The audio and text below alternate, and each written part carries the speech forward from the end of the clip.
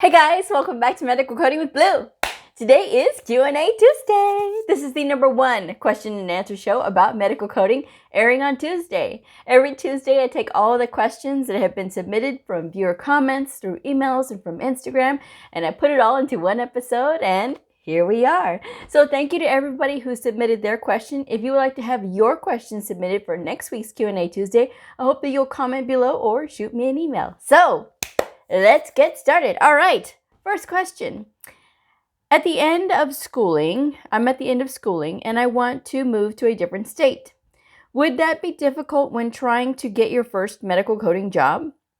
My current city has a lot of medical coding opportunities, but my dream is to go somewhere else ASAP. All right. It is difficult in the beginning for all new medical coders to get jobs. Doesn't matter where you are. And if there's a lot of coding opportunities there, I mean, I'm not really sure why the viewer wants to move so badly, but I mean, if you're gonna move, I mean, just check out the new place and see who's hiring, and make sure that you apply everywhere, and make sure that your resume looks good and you have a really good cover letter, and that you are being site specific to each place that you're applying. Don't do a general resume, because that is your calling card. That is what's going to gather their interest before they even meet you. So make sure that you are doing a really good cover letter and a really good resume, and you should be good to go. But if you do decide to move, best of luck to you wherever you decide to land. So next question. I don't know how to make providers understand that not every visit constitutes an E&M code.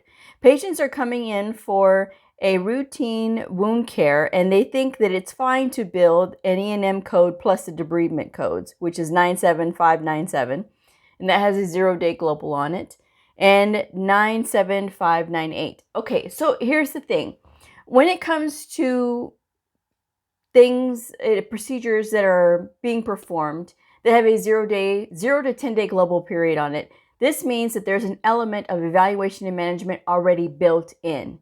That means that you cannot report an evaluation and management in conjunction with a procedure that has a 0 to 10 day global period on it in the same visit if it is directed towards whatever they're doing the procedure for, okay? So unless the evaluation and management has to do with something else that the provider is treating for that particular patient, then that is absolutely fine, because you have a separate issue going on. That's why it's called significantly separately identifiable service on that day. And that's why you would use a modifier 25, okay? But in the instance of they're just coming in for this wound debridement and that's all they're doing, that 97597 has a 0-day global period on it. That means it's already built in. So it doesn't matter if the provider insists that they want an evaluation and management, they're not going to get it, because our job as medical coders is to follow the rules. It's in black and white, and they cannot force you to report an evaluation and management, because that would be fraud if they are doing that in conjunction with that procedure code for the same diagnosis. So that is something that has to be explained to them. If they still insist, then you're going to have to bring in reinforcements. You're going to have to bring in the supervisor, or maybe the clinic administrator, whoever is above them, because that is unacceptable. You cannot do that. Those are rules. Those are what we follow. And we follow the rules because we are ethically bound to. There is the AHIMA standards of ethical coding, and that applies to everybody. It doesn't matter if you are a member of AHIMA or not. It does not even matter if you have a medical coding credential. If you act in the capacity as a medical coder, then you will follow the standards of AHIMA's standards of ethical coding. So that is something to know, and that is something that you have to be strong about. When it comes to being a medical coder, a lot of people think, well, you just do what the provider tells you to do. No, we don't do just what the provider tells us to do. We have rules to follow. And it doesn't matter how loud the provider screams or gets upset or starts yelling. It doesn't matter. We have to follow the rules. I've had this argument many times with my providers, when sometimes when I I have to come in and take over, and they're like, well, the last coder didn't do this and you're going to give me credit for this. No, I'm not, because I am following the rules and I'm keeping you out of hot water, because that is making sure that you have everything done correctly, all of your code selections done correctly. So I'm not going to just be like, okay, because you say so. That's not the way that it goes, because then every provider would have a high level 5, right? Because that's what they think that they deserve. But it's about being fair, and it's about meeting halfway. And it is about really good communication that you do have to have, because that's why when you run into situations like that, where they're thinking that you're perhaps taking credit from them because they did all of this work, that's when you have to sort of sit them down and say, this is the reason that you can't get credit. You can't get an evaluation in management in conjunction with this procedure code. They need to be made to understand that, because it's not that we are making up these rules. We're not. We're following the rules, and there's a difference there. That's why it's very important for you guys to truly understand fully what you're doing. You can look at CMS. CMS has the Medicare Learning Network on it. It has a lot of really good references in reference to that. You can pull up coding clinics as well. The coding clinics, if you have access to those, those have it in black and white too, that those are the rules. So that is something that you can reference, but always try to find reputable resources like CMS or the coding clinic, or pulling out the book itself and explaining that this is why, this is because of this. So that would be my advice on that one. I know it's a little difficult. Some providers are a little bit harder than others to deal with when they get like that, but it's something that you have to work with, and you can't be scared to do it, because at the end of the day, you're doing it to protect them. Because, well, what happens if this stuff gets submitted and it's wrong? And of course it's wrong, right? But they're going to end up with a fine. And do they want that? No. So it's better to do it correctly the first time, and that way it's fair for everybody. It's fair for the patient, the facility, and the provider. That's just my advice. Next question. Hi, Blue. You probably haven't done PractiCode. No, because I am with the American Health Information Management Association. But I'm pretty sure that you can still answer this question. When coding the medical records, should I spend time reading the entire operative notes, or should I just scan for the info that I need in order to practice being able to code faster to meet production? All right. When it comes to PractiCode, if you don't know, is an American Academy of Professional Coders product, and that is to help remove the apprentice designation quicker when you have that, when you first get your credential. So it's meant for practice, and it's meant to get you to go through all these case scenarios and things to sort of help you build your confidence as a medical coder, because you're going through all these exercises. When it comes to reading these scenarios and trying to get better with it, you aren't trying to rush through, because during this time in PractiCode, you should take your time, right? However long they designate you to be able to take this PractiCode, then use that time wisely and really learn how to do this. Don't try to speed right away. And don't try to start cutting corners right away to hurry up and get these things done quicker. You want to learn how to start reading these notes. I always recommend, though, once you start getting comfortable, right, is just to read the end part of the note first. In encounter notes, I always start with the AP, right, the assessment and plan. I always start there, because that will let me know what I have to look for throughout the note. If the provider is ordering additional workup, if they are making a plan for surgery, if they're doing whatever it is that they're doing, I know that by looking in the AP first, I know what I have to look for in the history, the physical exam, and the review of systems. I know what I got to meet in order to give them a particular level. So that is what I do for encounter notes. On the op notes, I look at the end result, what happened at the end, because it'll tell you, how the surgery went at the end, and it'll It'll give you some indication if there was any changes, right? Because sometimes if you're looking at a note and the note says that they did like a laparoscopic cholecystectomy and you think, oh, I can do that. And so you code immediately a laparoscopic cholecystectomy without reading the note, you could potentially miss the fact that maybe the patient had to have the procedure converted to an open procedure instead of a laparoscopic.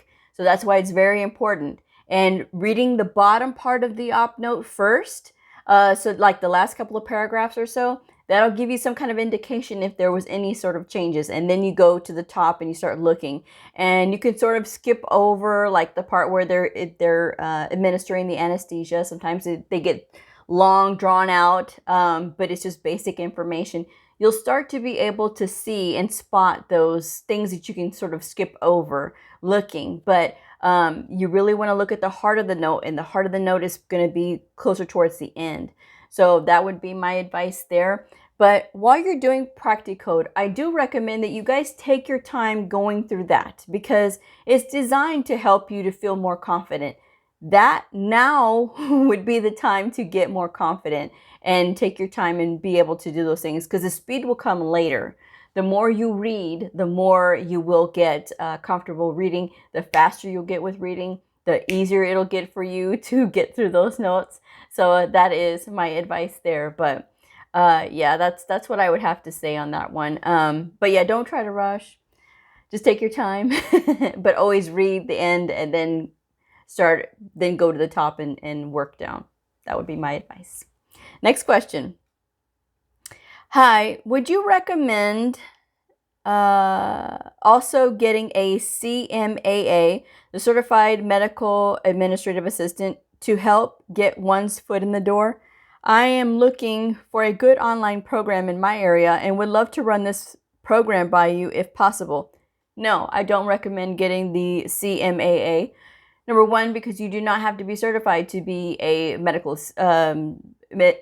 administrative assistant. You don't have to do that. That's basically working the front desk or working in the back office or something like that. And you don't have to be certified for that. So it's just more money that you have to spend if you have to maintain this designation. You'd have to pay money to keep going with it. And to me, it's if you don't need it, if they're not asking for it, I haven't seen employers asking for the CMAA. I've looked on job postings like Indeed, and it's whenever they're looking for somebody to work in the front office, they're just looking for somebody who's had experience. Or if the person is not required to have experience, then they want somebody that is willing to be trained, but they're going to start you off, of course, at a lower rate. So it just depends on where you're working. But no, I don't recommend this. I don't know the program, though. I will say that. So if it's something that you feel like you want to do, or you feel like it would make you more confident in working in a medical office, it's entirely up to you. But if you're asking me my opinion on it, I don't recommend it. Next question. Hey, I'm about to purchase the AHIMA course bundle. Before I did, I was wondering if there was an ideal time to sign up, as far as like the books, etc. Is it better to wait until the beginning of the year, assuming new books, etc. come out at the beginning of the year? Thanks. So the new books are always issued in October when it comes to medical coding books. They're issued in October. So that's when our new year starts. And it depends on when you are going to sit for your exam. So even if you wanted to sign up now, you could still get the 2021 versions. That would be totally fine, and you can test with those all the way up until early 2022. Depending on which association you're going with, though, because both of them have different times that you can use the manuals, the current year manuals, or the whatever year it is manuals. So it depends on whoever you're testing through. But yeah, you can sign up at any time. There's really no like, well, I'm gonna wait until the beginning of the year, because again, the new books come out in October from 2021. In October they come out, so that is what, I mean, you could sign up at any time. There's really no really no reason to wait. And there's always sales on the books. If you're getting close to the time where it's going to roll over into the next year, and perhaps you're going to take your certification exam later in the year, and you're going to need the newer version books, the updates is not going to be so drastic that you're going to, oh my gosh, if I was studying with the 2020 books and I'm taking my test in 2021 and I haven't had time to really work with the 2021 books, is it going to be so different? No, it's not. They do have some updates every year, of course, and some codes get deleted, some codes get added. Obviously, this year was an incredible year for adding codes, and the speed in which codes were added for COVID, you know. So that is, it's really not that drastic though, guys. But yeah, as long as you understand the fundamental basics of how to code, you will always be able to know how to use the manuals. And that is the point of all of this, is to know how to use the manuals. So, but yeah, that's my advice on that. You can start, you know, at any time. All right, next question. Do you use the Hicks Pix book when you apply medical codes, or is it not really used in medical coding? I use it every day. So with the Hicks Pix book, if you don't know, it's the HCPCS level 2 book. And this is a book that houses all of your medications. It'll have the medications, and it'll have the codes for those. It'll have the codes for the durable medical equipment, for like crutches and inserts, or cold packs or heat packs and things like that, bandages. Those are the types of things that book houses. It is very easy and straightforward to use. I actually did a frequently asked questions video on it the other day. I'll probably leave that in the description box below. But it is very straightforward and easy to use. And a lot of times programs go over it very lightly. Some programs don't go over it very much at all. So it just depends on what program you're going through. But again, it's not anything to be intimidated about. It has the same structure as the CPT and the ICD-10-CM book. It has an index and it has a tabular section. So that is basically what you're gonna be looking at if you are using the Hicks Pix book. But something else to know too is that if you are working in a clinic that is giving out like inserts, like shoe inserts, like if you work for a podiatry clinic and they give out shoe inserts, a lot of times the Hicks Pix code for that particular brand of insert is going to be actually on the box itself. So that's just another little hack for you if you need to know the particular Hicks Pix code for that particular brand of insert. You can also look them up online. You can look up you could put into the internet what is the Hicks Pix code for whatever brand of insert, or maybe other brace, and usually a code will come up. So if you can't find it on your own, that is another alternative way for you to find the code. So all right, next question. Also, the place I do currently work doesn't do CPT coding. I always score low on assessments for CPT. Is there any way to keep up on it? Thank you so much. So if you are not doing CPT coding, say for instance, you're doing risk adjustment coding. Risk adjustment coding is really just all diagnosis coding.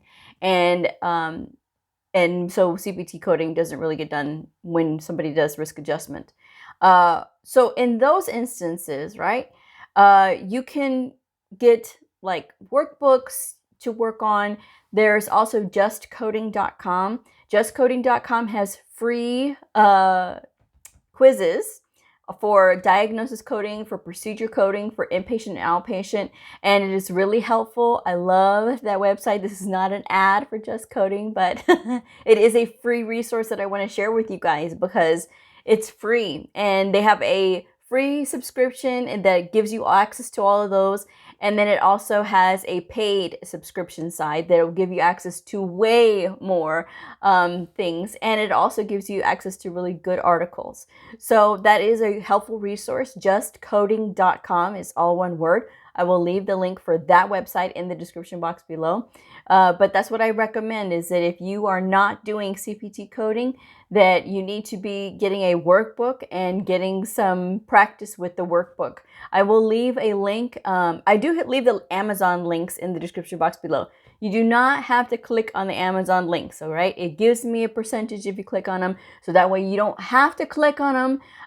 You can just look at the title and try to find it another way. Usually like eBay will be another good resource to find these books at. But like I said, I leave the title, and I recommend some of these because they have the answers to every other question in the book. So that way it'll give you an explanation as to how it came up with the rationale and things. So if you get stuck with a lot of those, that's just a very helpful resource to have. But that is what I recommend. And if you do the quizzes on justcoding.com, it will tell you if you got the answers right or wrong. So, and that's just another way that you can get practice. But really open up the CPT book and just start reading it. I mean, you don't have to read every single code description, right? But what you can do is you can read the sections, because it's got lots of really good notes in the beginning parts. If you're using the AMA CPT version, which is the one that I recommend, it does have a lot of really good information at the beginning of the chapters. So you can read that, read those notes, read through the whole thing, because it's only going to benefit you. That's my advice there. All right. And the last question. I'm going to guess that you're a Capricorn, a Libra, or a Taurus. Which one are you? LOL. All right. That was probably a dig at my directness. But no, I am actually none of those.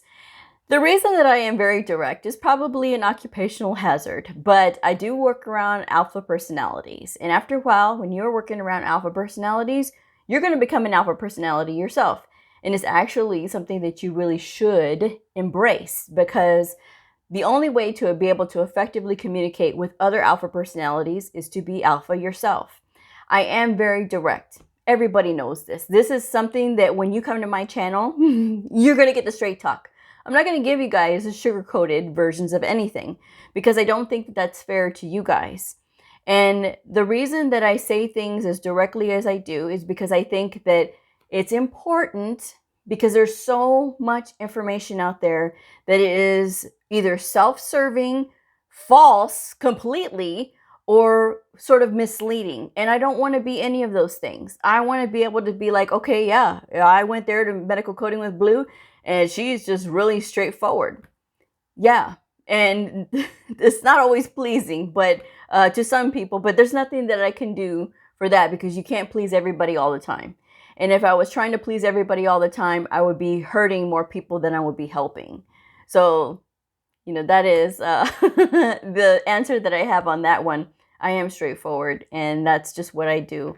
But I think that if, you know, when you think about all the things that you hear, and you think about the reasons that the people are saying these things, right? And then you look at somebody like me who has no dog in the fight. I mean, whether you get into medical coding or not, or whether you stay in this field or not, really, I mean, okay, it's up to you. You know what I mean? Like, I'm not trying to get you in or trying to recruit a bunch of people, because I want people to know that this is what this is. So many times I've seen in this profession people that shouldn't do this, because this is not for them, and they even say it themselves, this isn't for me, but you're still doing it. And it's just like, you're only hurting yourself because you're not really doing what you want to do, and you're hurting the provider because you were like, oh well, I'm just here to collect a check and go home.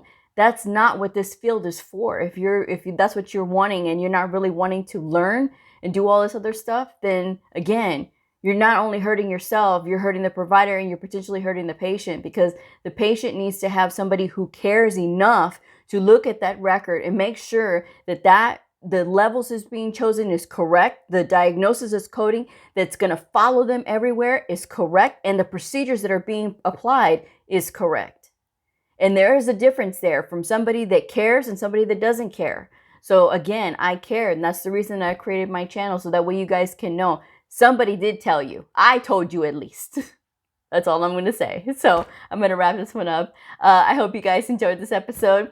Subscribe, like, share, and I'll see y'all next time. Bye.